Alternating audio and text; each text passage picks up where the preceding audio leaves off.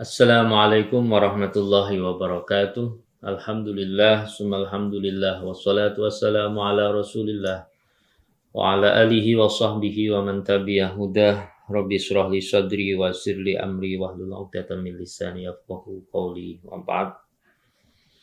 Baiklah teman-teman semuanya, pada kesempatan ini kita akan belajar tentang apa itu fikih. Fikih ini sering kita dengar dan sering kita baca. Dia berisi tentang hukum-hukum Islam yang berkenaan dengan seluruh dimensi kehidupan ini, di mana Islam mengaturnya dengan hukum-hukum yang ada. Itulah fikih. Para ulama mendefinisikan fikih sebagai al-ilmu bil ahkam asy-syar'iyyah al-amaliyah al-muktasab min adillatiha at-tafsiliyah. Bahwasanya ilmu fikih adalah pengetahuan tentang hukum-hukum syariat yang itu diambil dari dalil-dalil yang terperinci. Fikih dengan begitu bisa kita pahami sebagai hukum terkait apapun yang kita lakukan, karena fikih ini terkait dengan perbuatan seorang mukallaf atau sebagai orang kita yang beriman, maka seluruh perbuatan kita senantiasa akan terkait dengan fikih atau dengan hukum. Yang hukum itu kita ketahui ada 5, yaitu mubah, sunnah, wajib, atau makruh haram. Jadi seluruh perbuatan kita senantiasa terkait dengan hukum-hukum ini. Jika tidak sesuatu yang mubah, maka yang kita kerjakan adalah sesuatu yang sunnah. Jika tidak sesuatu yang makruh, maka yang kita kerjakan bisa jadi adalah sesuatu yang haram. Dari bangun tidur sampai tidur lagi itu tidak lepas dari hukum-hukum Allah. Kita bangun tidur berdoa, maka itu hukum sunnah. Setelah berdoa, maka kemudian kita membaca Al-Quran misalkan, maka itu sesuatu yang sunnah. Kemudian kita sholat subuh, maka itu hukumnya wajib. Kemudian setelah itu kita bertemu dengan teman-teman satu dengan yang lainnya, kemudian kita hibah misalkan, nah di situ hukum haram.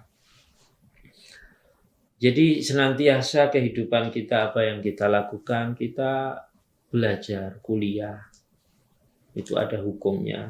Kita mengajar, menyebarkan ilmu, mengajarkan pengetahuan, itu juga ada hukumnya. Kita duduk misalkan main game atau kita duduk wirid, itu juga ada hukumnya. Maka hampir seluruh kehidupan kita itu akan terkait dengan hukum, akan terkait dengan fikih. Nah, dalam hal ini fikih itu adalah sebuah produk sebetulnya, yang mana ada sesuatu yang memproduksinya, entitas lain, yaitu yang dinamakan dengan usul fikih atau dasar-dasar fikih itu sendiri.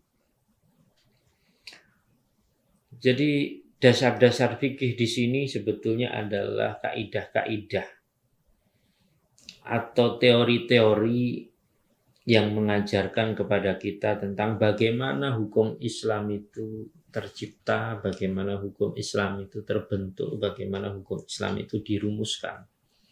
Itulah yang namanya usul fikih atau dasar-dasar fikih, atau katakanlah suatu metodologi hukum yang itu bekerja untuk merumuskan hukum-hukum fikih. Jadi kalau hukum fikih ini adalah semacam produk, maka usul fikih atau dasar-dasar fikih atau metodologi fikih atau metodologi hukum itu adalah mesinnya. mesin yang memproduksi hukum-hukum itu. Maka kalau objek di dalam fikih itu tidak lain adalah perbuatan kita, seorang mukallaf, seorang muslim, apapun itu yang dikerjakan, itu akan terkait dengan fikih, maka usul fikih objeknya itu adalah tidak lain dalil. Dalil di dalam Al-Quran maupun Sunnah, atau dalil-dalil rasional yang lain seperti qiyas, ya, istihsan, istislah, dan lain sebagainya, yang itu masuk dalam disiplin ilmu usul fikih. Yang untuk mempelajarinya butuh keseriusan tertentu, yang untuk mempelajarinya itu dibutuhkan konsentrasi pada disiplin ilmu, yaitu usul fikih itu. Nah, ada dua istilah, yaitu fikih dan usul fikih. Fikih adalah produk dan usul fikih adalah mesin yang memproduksinya. Maka kalau kita belajar usul fikih, kita adalah belajar metodologi. Metodologi yang digunakan untuk membaca. Membaca apa? Membaca sumber dalil, yaitu Al-Quran, Sunnah, dan dalil-dalil yang lain. Sedangkan kalau kita berbicara mengenai fikih, kita adalah berbicara mengenai hukum. Apa hukumnya korupsi, misalkan apa hukumnya judi online, nah misalkan apa hukumnya sholat di masjid dan lain sebagainya, apa hukumnya puasa Daud dan lain sebagainya, apa hukumnya puasa Senin dan lain Senin Kemis dan lain sebagainya, itu adalah fikih. Nah, usul fikih adalah yang bekerja untuk merumuskan hukum-hukum itu. Yang itu sejak awal sudah dibangun sedemikian rupa, kaidah-kaidah itu para ulama mengatakan, Imam Syafi'i dalam kitab Ar-Risalah adalah ulama pertama yang merumuskan tentang metodologi hukum Islam. Kemudian diikuti ulama-ulama yang lainnya yang kemudian ikut merumuskan dan ikut mengembangkan tentang bagaimana metodologi hukum Islam itu dibangun. Tujuan dari fikih yang kita pelajari, yang kita ketahui adalah tatbiqul ahkam asyariyah, supaya kita bisa menerapkan hukum-hukum Allah, supaya kita bisa menerapkan hukum-hukum syariat ini atas seluruh perbuatan, tindakan, dan tingkah laku kita. Apakah itu diperkenankan ataukah itu dilarang? Apakah itu diperintahkan ataukah itu untuk dijauhi? Itu tujuan dari fikih. Dan untuk mengatur kehidupan manusia supaya sesuai dengan apa yang dikehendaki oleh Allah Subhanahu wa taala.